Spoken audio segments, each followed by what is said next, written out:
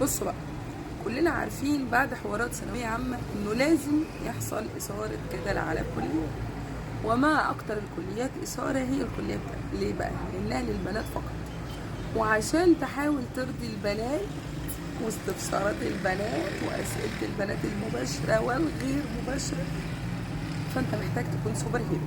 ولكن في هذا الفيديو عزيزي المشاهد أنا قررت قرار إني هلم شوية الأسئلة اللي بيتكرروا كتير قوي وأقوم مجاوب عليهم مرة واحدة. وطبعا نعتذر لبشاعة الصوت عشان خاطر أنا تعبانة، ونعتذر لبشاعة المنظر عشان خاطر أنا مش في البيت. ويلا بينا.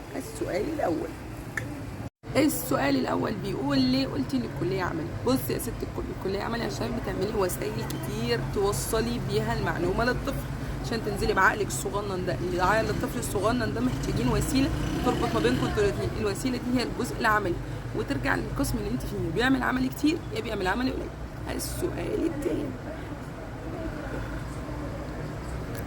السؤال التاني بيقول هل الكلية في القاهرة أفضل ولا في المنصورة ولا في... بص يا ستي، الأقسام واحدة ما عدا قسم المنصوري اللي أنا فيه قلنا ما نتكلمش عنه، نخرجه بره التصنيف دلوقتي. الأقسام واحدة، المواد بتتغير في حاجات بسيطة، إنما هو نفس المنهج والماتيريال وكل ده. الوسائل برضو تعتبر واحدة، لأن هو الطفل هنا فهو الطفل هناك.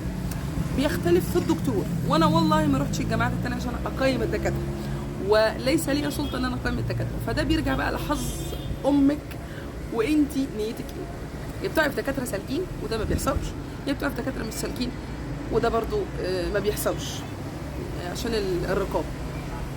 السؤال الثالث وهو تكرار التنسيق. هل 64 دخلني الكليه؟ هل 75 دخلني الكليه؟ يا وليه يفهمي، انت دلوقتي داخله القاهره، تنسيق القاهره غير تنسيق دهليه غير تنسيق شبرا بنها، كل واحده لها تنسيق مختلف على حسب بقى انت رايحه فين، وشوفي دي توديكي ولا لا، او هل تعملي تقليل اغتراب، او هل هتتغربي، او هل هتروحي، او هل هتيجي. واتمنى ان انا اشوفكم كلكم في جامعه المنصوره عادي جدا.